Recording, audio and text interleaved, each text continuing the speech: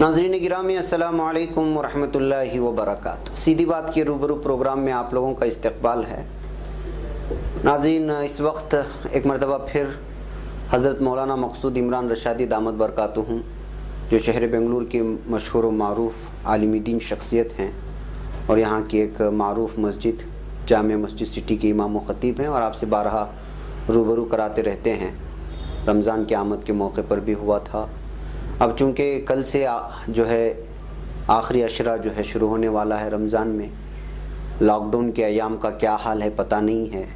ईद की नमाज़ के बारे में भी पूछना है। बहुत सारे सवालात हैं कि बेंगलुरु में और बिलखुसूस कर्नाटक में किस तरह की सिचुएशन होगी, लॉकडाउन में अगर कमी आएगी तो क्या होगा। एक मुख्तलिफ़ किस्म के सवालात हैं जो आप लोगों के सामने रखना है कि क्या करना है। तो मुल्ला लोगों की जो है मिलाप शुरू हो चुका है, ख़रीदो फ़रोख्त भी, ज़्यादा शॉपिंग तो नहीं लेकिन कम से कम जो रोज़मर्रा की चीज़ें वहाँ भीड़ नज़र आ रही है।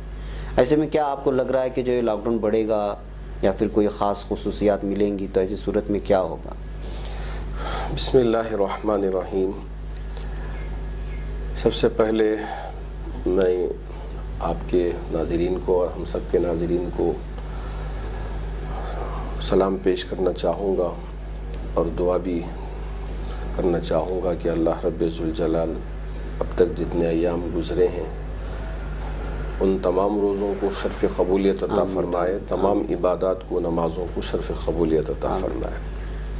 जैसा आपने फ़रमाया कि लॉकडाउन में इस वक्त बहुत सारी चीज़ों को इजाज़त दे दी गई है हुकूमत की तरफ से। पहले सब दुकान बंद थे, घर से बाहर निकलना बंद था, ऐलान हो गया कि कोई बाहर नहीं निकल सकता था, लेकिन अल्लाह का शुक्र है कि अब इजाज़त मिल गई है। तो सबसे पहले जानना ये ज़रूरी है कि क्या अब कोरोना वायरस का ख़तरा जो था वो ख़त्म हो गया या अभी ख़तरा बाकी है। जी जी। डॉक्टर से जब हमने मशवरा किया और उनसे बातचीत की तो उन्होंने यही बताया कि जैसा पहले कोरोना वायरस का ख़तरा था अब भी वही ख़तरा बाकी है जी, मुकम्मल तौर से ख़त्म नहीं हुआ है। एक है ज़िंदगी और एक है इस ख़तरे से निमटना। जी जी जी। अब ज़िंदगी चूँकि चलना ही है, अब लोगों के लिए अगर खाना ना हो, बहुत सारे लोग वो थे जो सुबह से लेके शाम तक मेहनत मजदूरी करके कुछ ना कुछ अपने लिए कर लेते और उनकी रोज़ी रोटी चल रही थी। लॉकडाउन की वजह से वो पूरा निज़ाम थम सा गया था। अब ये बहुत दिनों तक इसी तरह चलाते रहेंगे तो पूरा माशी निज़ाम बर्बाद होके रह जाएगा। इस वजह से हुकूमत के सामने एक तरफ ये था कि हम इस कोरोना वायरस की रोकथाम के लिए भी कोशिश करें, तो दूसरी तरफ माशी निज़ाम को भी बर्बाद होने से बचाएं। जी जी। तो अब मैं तमाम अहबाब से यही कहना चाहूँगा, जो ख़तरा पहले से था वो ख़तरा अब भी बाकी है जी, लेकिन चूँकि इजाज़त मिल गई है अब मुसाफा भी करना शुरू कर रहे हैं लोग, मुहानका भी करना शुरू कर रहे हैं। मैं उनसे कहना चाहूँगा कि आप इन चीज़ों से अभी भी एहतियात करने की ज़रूरत है। मुसाफा करने से भी आप परहेज़ करें, मुआनका करने से भी आप परहेज़ करें। और जैसा पहले आप अपने हाथों को साबुन से धोया करते थे, बाहर कहीं जा रहे हैं या बाहर से अंदर आए हैं, तो आप इन तमाम सूरतों में उन चीज़ों का ख्याल रखना ज़रूरी है। कोरोना वायरस से लड़ते हुए हमको अपनी ज़िंदगी के पहिए को आगे बढ़ाना है। तो ये हमको अपने दिमागों में रखना है। ये नहीं सोच लेना है कि अब ख़त्म हो गया है चलो। अब जो लॉकडाउन की जो सूरत अभी भी बाकी है, शायद 17 तारीख को लॉकडाउन के तोसी होने का ऐलान होगा, या क्या होगा वो हुकूमत की तरफ से होगा। जब तक कि लॉकडाउन की कैफियत अभी बाकी है, बास चीज़ों के अंदर इजाज़त मिली है, लेकिन आप देखेंगे कि अभी स्कूल्स को इजाज़त नहीं मिली है, सिनेमा घरों को इजाज़त नहीं मिली है, और ऐसे ही तमाम मजहबी मकामात, चाहे वो मस्जिद हो, चाहे मंदिर हो, चाहे गिरजाघर हो, चाहे गुरुद्वारा हो, चाहे चर्च हो, जो भी है उन तमाम इबादत खानों को, इसलिए कि वहाँ एकदम लोग अगर जमा हो जाएंगे अभी वो ख़तरा बाकी है। इस वजह से इन तमाम मजहबी मकामात को बंद करके रखा गया है। बतिया ये है कि जुज़वी तौर पर जैसा पहले से नमाज़ें चल रही हैं उसी तरह की नमाज़ें पढ़ने के लिए हुकूमत की तरफ से इजाज़त मिली हुई है। मैं हमारे मुसलमान अहबाब से भी गुजारिश करना चाहूँगा تو ایک طرف آپ دعا میں لگیں، چونکہ نیت ہونا چاہیے جی کہ اللہ کا گھر کھل جائے اور میں اللہ کے گھر میں جا کر نماز پڑھوں. جی. ایسا نہیں ہے کہ ہم سوچیں کہ چلو بھئی اب تک نماز مسجد کے وجہ گھر میں پڑھ رہے تھے، گھر میں پڑھ لیں گے. اب آئندہ اس طرح کی کیفیت ہمارے اندر نہ آ جائے اور یہی ہمارا عمل نہ ہو جائے. ہمیشہ دل میں نیت رکھنا چاہیے، جذبہ رکھنا چاہیے، اے میرے اللہ جلد از جلد اس وبا کو ہم سے دور کر دے اور یہ جو تکالیف ہیں، یہ مصیبتیں، پریشانیاں ختم ہو جائیں، پھر ماحول اسی طرح کا ہو جائے تو مسجدیں آباد ہو جائے اور دوسرے مذہبی مقامات بھی کھل جائے. لیکن ہر مسلمان کو دل میں پورا جذبہ رکھنا چاہیے کہ جیسے ہی کھلیں گے ہم کو مساجد کے اندر جانا ہے، وہیں نماز ادا کرنا ہے مردوں کے لیے. جی. تو یہ سب سے پہلا میں پیغام ہمارے احباب کو سیدھی بات کے توسط سے پہنچانا چاہوں گا کہ جو چیزیں احتیاطی طور پر ڈاکٹرز نے ہم سے پہلے سے کہتے آ رہے ہیں، ان تمام تدابیر کو اختیار کرنا آج بھی وقت کی ضرورت ہے. سوشل ڈسٹنس کا بھی خیال رکھنا چاہیے. اگر ہم بازار جا رہے ہیں، چلو بھائی سب کے ساتھ مل کے خرید لیں گے، وہاں کوئی سوشل ڈسٹنس کا لحاظ نہیں کیا جا رہا ہے تو ہم کو کیا کرنا ہے؟ اگر وہ کوئی نہیں کر رہے ہیں تو آپ بھی ان کے ساتھ مل جائیں گے تو آپ میں اور ان میں کوئی فرق نہیں رہا. تو ہونا تو یہ چاہیے کہ ہم بھی کریں اور دوسروں کو بھی اس کی طرف ہم مائل کریں تاکہ اس مصیبت سے، اس وبا سے ہم اپنے آپ کو بھی بچائیں اور دوسروں کو بھی بچائیں. بعض احباب بھی ماشاءاللہ ایک الگ الگ نسخے بھی بیان کر رہے ہیں کہ نیم کا جو پاؤڈر ہے وہ اگر جی ویڈیوز وائرل ہو رہے ہیں، وہ آپ جانے جیسا بھی جاننا چاہتے ہیں وہ اس کو دیکھ لیں. کلونجی کی بھی ابھی اس کا اثر ہوتا نہیں ہوتا وہ الگ، لیکن اس کی عادت بنا لینے میں کیا فرق پڑنے کوئی والا، مسئلہ نہیں ہے. تو اس کے منفی اثرات تو ہے نہیں ہے، مثبت انداز یہ نکلیں گے. انداز سے ہی اس کو لے کر آپ استعمال کریں، ہو بیمار ہو یا نہ ہو، لیکن ڈالنے اس لیے کہ نیم کے پتے کے بارے میں آتا ہے کہ وہ کھجلی آپ ہمارے خون کی جو مٹھاس ہے اس کو ختم کر دیتا ہے. بالکل، اس کو اختیار کرنے میں کسی طرح کا کوئی حرج نہیں ہے. مناسب معاملہ یہ ہے کہ ابھی آخری عشرہ ہے اور اس میں ظاہر سی بات ہے کہ اعتکاف تو جو ہے فرض کفایہ ہے. ہر محلے میں کسی نہ کسی کو تو بیٹھنا ہے مسجد میں، ورنہ تو پوری قوم، پورے محلے والے جو ہے گنہگار بن جائیں گے. اس کی کیا ترتیب آپ نے جو ہے بتانے کی سوچا ہے؟ انشاءاللہ کل رات سے آخری عشرہ شروع ہوگا. تو سب سے پہلی بات یہ ہے کہ آخری عشرے میں خاص طور پر جو طاق راتیں ہوتی ہیں، 21ویں، 23ویں، 25ویں، 27ویں، 29ویں، یہ 5 طاق راتیں ہوتی ہیں. عام طور پر نوجوان ان راتوں میں جاگنے کا ماحول بنا کر راستوں میں گھومنا پھرنا، ایک سواری پہ سوار ہو کے چلنا، اور ابھی دیکھا گیا کہ ویلنگ کرنا، جبکہ علماء کی طرف سے پوری گزارش ہو رہی ہے. اس کے باوجود ہمارے نوجوان شاید ہماری بات سمجھ نہیں پاتے، اس وجہ سے وہ ویلنگ بھی کر لیتے ہیں. تو میں ان تمام نوجوانوں سے بڑے ہی ادب کے ساتھ، درد کے ساتھ کہنا چاہوں گا کہ آپ اپنی بھی حفاظت کریں، قوم کی بھی حفاظت کریں، اپنے ماں باپ کی بھی حفاظت کریں، اپنے رشتہ داروں کی بھی حفاظت کریں، اور قوم کے دوسرے احباب سب آپ کے بارے میں فکر مند ہیں، سب پریشان ہیں. اس وجہ سے باہر نکلنا، 3 نوجوان ایک گاڑی میں بیٹھ کے باہر نکلتے ہیں، نہ کوئی سوشل ڈسٹنس کا لیا. اب رات میں تو 7 بجے کے بعد کرفیو کا ہی ماحول ہے. تو اس وجہ سے طاق راتوں میں بھی یا رمضان کے آخری عشرے کی راتوں میں بھی باہر ہرگز نہ نکلیں. اور آخری عشرے کا ایک اہم یہ ہے کہ فرض کفایہ، جیسا کہ آپ نے فرمایا، آخری عشرے کا جو اعتکاف ہے وہ فرض کفایہ ہے. فرض کفایہ کا مطلب یہ ہے کہ مسجد میں کم از کم ایک شخص اعتکاف کے لیے بیٹھنا چاہیے. اگر ایک شخص وہ بیٹھ جاتا ہے تو پورے محلے والوں سے وہ فرض ادا ہو جائے گا. اگر کوئی ایک شخص بھی نہیں بیٹھتا ہے تو شاید اس کی وجہ سے پریشانی آئے، یہ سنت موقعہ ادا نہ ہو. تو اس وجہ سے ہمارا معمول رہا ہے کہ مساجد میں ماشاءاللہ ہر مسجد میں محلے کی اعتکاف میں بیٹھا کرتے تھے. لیکن اب وباؤں کا قصہ ہے اور کرونا وائرس کا مسئلہ ہے، تو اس وجہ سے حضرات علماء کی ابھی ماضی قریب میں چند دن پہلے ایک میٹنگ ہوئی تھی، اس میں سارے پہلوؤں پر غور کیا گیا. تو اس نتیجے پر پہنچے ہیں چونکہ اب باہر سے آ کر اعتکاف کے لیے بیٹھتے ہیں تو مسئلہ پیدا ہو جائے گا. جو احباب پہلے ہی سے مسجد میں نماز ادا کر رہے ہیں امام صاحب یا مؤذن صاحب یا مسجد کے خادم یا جو بھی احباب جو پہلے سے پڑھ رہے ہیں مسجد کے اندر، انہی میں سے بیٹھ جائیں. یا یہ ہے کہ وہ بیٹھ نہیں سکتے تو ان کی جگہ میں کوئی اور جگہ 5 آدمیوں سے زیادہ نہ ہو. تو اس کا خیال رکھیں تاکہ حکومت کے قانون کی بھی ہم پابندی کرنے والے ہو جائیں اور اس کا بھی لحاظ کرنے والے ہو جائیں، ہم کوئی ان حکومت کے ساتھ معارضہ نہ کریں. تو یہ فرض کفایہ ہے. اب اس وجہ سے گھروں میں بیٹھنے کے سلسلے میں بھی پوچھ رہے ہیں ہمارے بہت سارے احباب کہ جب ہم مسجد میں بیٹھ نہیں سکتے تو کیا ہم گھر میں اس اعتکاف کو کر لیں. اب تک زندگی میں کبھی چھوڑا نہیں ہے.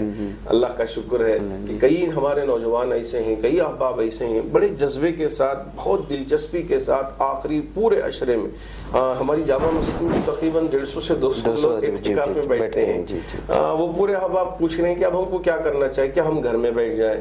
تو حضرات علماء نے حدیث کی روشنی میں یہ باتیں ہمارے سامنے پیش فرمائی ہیں کہ مردوں کے لیے اعتکاف کرنے کے لیے ضروری ہے کہ وہ اس مسجد میں اعتکاف کریں جہاں جماعت کے ساتھ نماز ادا کی جا رہی ہو.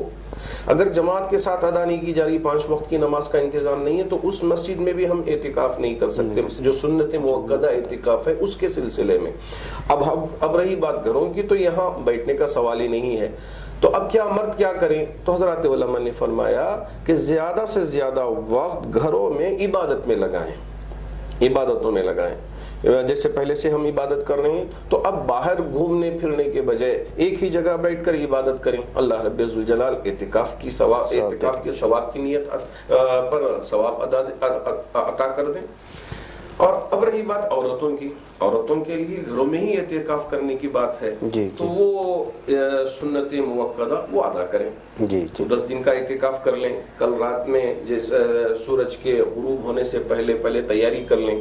اب ان کے پاس اگر ایک کمرہ میسر ہو تو وہ کمرہ اعتکاف کے لیے مختص کر لیں. اگر کمرہ نہیں ہے، بالکل چھوٹے چھوٹے ہیں، تو جہاں یہ نماز پڑھتے ہیں اسی علاقے کو، اسی جگہ کو اعتکاف کی جگہ متعین کر لیں. وہیں بیٹھے رہیں، تلاوت میں، ذکر میں اور نمازوں کے پڑھنے میں اور دوسری عبادات کے کرنے میں، دعاؤں کے کرنے میں وقت لگائیں.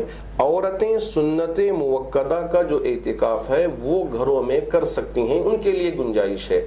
اب مرد چونکہ نہیں کر سکتے تو میں ہماری بہنوں سے بھی، ہماری ماؤں سے بھی گزارش کرنا چاہوں گا کہ آپ زیادہ سے زیادہ اس مرتبہ اپنے گھروں میں اعتکاف کا اہتمام کریں.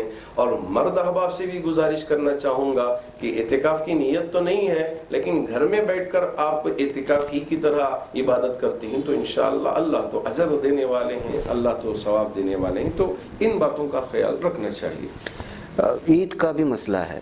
عید کے نماز تو ہم لوگ ظاہر سی بات ہے کہ عیدگاہ میں جا کے پڑھنا ہے. اب ایسا نہیں کہ جو ہے فرض نماز مسجد میں نہیں ادا ہو رہی تو گھر میں پڑھ لے ادا ہوگی. عید کی نماز تو شاید گھر میں. اس کا کیا حکم ہے مولانا؟ اس کا ہماری تو کوشش یہ ہے کہ سوشل ڈسٹینس کے ساتھ عید کی نماز پڑھنے کی گنجائش نکل جائے حکومت کی طرف سے. اگر حکومت اجازت دیتی ہے تو ہم ضرور اپنی عید کی نماز ادا کریں گے، اس لیے کہ سال میں ایک مرتبہ اور پھر عید الاضحیٰ میں پڑھتے ہیں. اس کے علاوہ تو عید کی نمازیں ہم ادا نہیں کرتے. تو ہم انتظار کر رہے ہیں کہ حکومت کا کوئی فیصلہ آئے. 17 تاریخ سے پہلے شاید اس کی تفصیلات آئیں گی. اگر لاک ڈاؤن اسی طرح سے چلتا رہے گا تو پھر اس کے بعد ہم عید کے سلسلے میں بیان کریں گے کہ عید کی نماز ہوگی نہیں ہوگی. اس کے سلسلے میں حضرات یہ اعلان ہونے کے بعد یہ اعلان ہونے کے بعد تو ہماری تو نیت یہ ہے، ہماری تڑپ تو یہ ہے کہ ہماری دعائیں تو یہ ہیں کہ یہ وبا ہی ختم ہو جائے، اس کے لیے کوئی ویکسین نکل جائے، پھر ہم سب مل کر عید کی نماز ادا کریں. منٹوں میں ہو سکتا ہے. اللہ رب ذوالجلال کی جو ذات ہے کن کے مالک ہے. اللہ بس حکم دے دیے تو ہو گیا. کسی سائنٹسٹ کے دماغ میں آ گیا کہ یہ اگر ویکسین اس کے لیے ہو جائے گی تو انشاءاللہ کوئی بعید نہیں ہے. تو ہم کو نیت رکھنا چاہیے. جیسا کہ ایک بات مشہور ہے، پہلے زمانوں میں جو جیل ہوا کرتی تھی تو وہاں نماز بھی پڑھنے کے لیے میسر نہیں، جمعے کی نماز ادا نہیں کرتے تھے. تو اب ان لوگوں کے لیے کیا حکم ہے؟ تو کیا ظہر پڑھیں گے؟ جماعت کے ساتھ بھی نہیں پڑھیں گے، یہ ان کے لیے حکم تھا. لیکن ان کے لیے بھی یہی کہا گیا کہ جمعہ کے دن جیسا تم اپنے گھر میں غسل کرتے ہو اور جمعہ کی نماز کے لیے پاک کپڑے پہنتے ہو، उसी तरह तुम भी जेल के अंदर भी हर दिन गुस्ल यानी जुमे के दिन गुस्ल करो, उसके बाद अच्छे कपड़े पहनो, जेल के दरवाजे के करीब आ जाएं और आके अल्लाह से कहें, ऐ मेरे रब, मेरी पहुंच यहाँ तक है इसलिए मैं यहाँ तक आया हूँ, अगर मुझे इजाज़त होती तो मैं ज़रूर मस्जिद पहुंचकर जुमे की नमाज अदा करता, लेकिन मैं क्या करूं, मैं यहाँ मुक़य्यद हूँ। जेल में रहने वाले के लिए भी ये नियत करने का हुक्म दिया जा रहा है कि आप वहाँ तक आओ, अल्लाह से दुआ करो कि ये जो बंद दरवाज़ा है वो खुल जाए और मैं जाकर जुमे की नमाज मस्जिद में अदा करूँ। ऐसे ही हमारी नीयत भी होनी चाहिए कि मैं ईद की नमाज ईदगाह में जाके अदा करूँ, या अगर मुमकिन ना हो तो मस्जिद में अदा करूं कम से कम। जी। अगर ये नहीं हो सका तो फिर जैसे हजरत उलमा बैठकर मशवरा करके आप तक पैगाम पहुंचाएंगे तो आप उस पर अमल कर लें, लेकिन हमारी नीयत में कमी नहीं होनी चाहिए और अल्लाह रब्बुल जुल जलाल की बारगाह में दुआ करने में जर्रा बराबर भी मुखालत नहीं करना चाहिए। अल्लाह करे कि इन चीज़ों को, जो मेरा जज्बा है, लोग समझें और इस तड़प को हर एक के अंदर पैदा करवा दे अल्लाह रब्बुल जुल जलाल। कोई बईद बात नहीं है। तो मौलाना ये कुछ अहम तरीन सवालात थे, मुझे लगता है कि पूरे बातें सामने आ गई। कोई और बात कहना तो है? सदक़े फ़ितर के सिलसिले में भी कहना चाहूँगा कि सदक़े फ़ितर हर वो शख्स जो साहिब इस्तिताअत हो। ज़कात का मसला ये है कि साहिब निसाब का होना ज़रूरी है। सदक़े फ़ितर में साहिब निसाब का होना ज़रूरी नहीं, साहिब इस्तिताअत, रोज़मर्रा के खाने की ज़रूरतें उसको पूरी हो रही हैं तो वो शख्स अपने तरफ से, और ऐसा ही अब उसकी बीवी है तो उसके तरफ से, बच्चे हैं तो उसके तरफ से, हत्ता कि अगर ईद के दिन भी उसके घर में कोई बच्चा पैदा हो गया तो उसके तरफ से भी सदक़े फ़ितर का अदा करना ज़रूरी है। ऐसा नहीं है कि बाज़ अहबाब समझते हैं कि ईद के दिन ईद की नमाज को जाने से पहले सदक़े फ़ितर अदा करना है, ऐसा नहीं है। अभी रमज़ान में आप अदा कर सकते हैं तो आप रमज़ान ही में सदक़े फ़ितर, अगर कोई ज़रूरतमंद है, आपके रिश्तेदारों में कोई अभी परेशान है, बहुत गुर्बत है, उसके पास सहरी के लिए निज़ाम नहीं बन रहा है, तो आप उसे सदक़े फ़ितर पहुँचा दें। हाँ, इस साल हजरत उलमा के मशवरे से 70 रुपये तय किया गया है, क्योंकि एक अच्छी गेहूं की कीमत 42 रुपये के करीब या 32 रुपये 42 के करीब है, तो उस हिसाब से 70 रुपये तय किया गया है। ये 70 रुपये कम से कम कीमत है। अल्लाह के रसूल अलैहिस्सलातु वस्सलाम ने गेहूं को भी तय किया, किशमिश ने मुनक्का जिसे हमारी ज़बान में, और ऐसे ही खजूर है और ऐसे ही जौ है। ये 4 चीज़ों का जिक्र सदक़े फ़ितर में अजनास में जिक्र किया गया है। अब ये चीज़ें आप देना चाहते हैं दे दीजिए, या ये है कि अहनाफ के पास फ़ुक़हा ने इस बात की इजाज़त दी कि अजनास दिए बग़ैर, यानी खजूर दिए बग़ैर, किशमिश दिए बग़ैर, गेहूँ दिए बग़ैर, जौ दिए बग़ैर, उसकी कीमत लगाकर अगर कीमत भी देना चाहें, दोनों की गुंजाइश है। ये नहीं है कि हम गेहूँ नहीं दे सकते, ये नहीं है कि हम खजूर नहीं दे सकते, लोगों में गलत फहमी हो जाती है। मैं ये बात आपके इस सीधी बात के चैनल से वाज़े कर देना चाहता हूँ, आप अजनास देना चाहें वो भी सदक़े फ़ितर में अदा कर सकते हैं, या ये है कि उसकी कीमत देना चाहे वो भी आप दे सकते हैं। तो आप मालदार हैं मिसाल के तौर पे, तो ये 70 रुपयों से देना ज़रूरी नहीं है। आप किशमिश का हिसाब लगाएं, आप किशमिश के हिसाब से, यानी जो मुनक्का होता है वो मुनक्के का हिसाब लगाकर वो हिसाब से आप सदक़े फ़ितर अदा करें, या ये है कि खजूर का हिसाब लगाएं। आपकी जैसी माली पोजीशन है, फाइनेंस आप जैसा आपके बैंक बैलेंस हैं, तो उस हिसाब से आप सदक़े फ़ितर को तय करें कि मैं अजनास में से कौन सी जिन्स के ज़रिए सदक़े फ़ितर अदा करूं। हम सोचते हैं कि हज़रत उलमा ने 70 रुपये तय किया है, अब 70 रुपये के हिसाब से ही, अब 5-4 आदमी हैं तो 240 रुपये दे देते हैं। तो अगर अल्लाह ने आपको साहिब इस्तिताअत नहीं बल्कि खूब मालदार बनाया है तो आप बढ़ चढ़ कर हिस्सा लेकर ज़्यादा से ज़्यादा गरीबों की मदद करें। ऐसा भी आप करते हैं माशाअल्लाह, अल्लाह का शुक्र है कि हम देख रहे हैं बहुत सारे मालदार अहबाब अपने माल में से निकाल कर गरीबों को राशन बांट रहे हैं, खाना तैयार करके खाना पहुंचा रहे हैं, पानी के बाटल्स पहुंचा रहे हैं और उनकी ज़रूरतों को पूरा करने की तरफ मुतवज्जे हैं। अल्लाह इन सब मालदारों के जज्बे को बे इंतहा कबूल फरमाए। मेरे पास इनके लिए कलिमात नहीं है, जानने वाला बराबर जान रहा है, उनके लिए जो कुछ अजर देगा इंशाअल्लाह अल्लाह देगा, ना हम देंगे ना आप देंगे ना कोई और देगा। अल्लाह इन सब की खिदमत को शर्फ कबूलियत अता फरमाए और आने वाले दिनों में भी ऐसा ना हो कि हम थक कर बैठ गए हैं, अब लोग परेशान हैं तो होने दीजिए, ऐसा नहीं होना चाहिए। आखिरी हद तक भी जब तक हमारे इस बदन में जान है उस वक्त तक कोशिश करना चाहिए कि जो भी हो सकता है हमारे हाथ से हमको करना चाहिए इंशाअल्लाह ताला। तो नाज़रीन, ये थे मौलाना साहब। इंशाअल्लाह आप लोगों के सामने बहुत सारी बातें रखी हैं। पहले तो ये है कि एतिकाफ़, दूसरा लॉकडाउन के सिलसिले में जो हमारे नौजवान अभी भी बेराहरवी इख्तियार कर रहे हैं उनसे बाज आने की मुतालबा है, और एतिकाफ़ के लिए जो मौलाना ने कहा कि मस्जिद में जो लोग पहले से हैं वो कर लें या दूसरे को लाते हैं, तो लॉकडाउन और हुकूमत की पॉलिसियों की खिलाफ वर्जी है, उनके क़वानीन की खिलाफ वर्जी ना हो। और फ़ितरे के सिलसिले में जो सदक़े फ़ितर है वो तफसीलात भी आप लोगों के सामने आ गई है। ईद के सिलसिले में इंशाअल्लाह फिर जब फ़ैसले होंगे तो मौलाना को मैं फिर आप लोगों के सामने सारी तफसीलात जो है आप लोगों के सामने रखी। मुझे और मौलाना को इजाज़त दें। अस्सलामु अलैकुम व रहमतुल्लाहि व बरकातहू।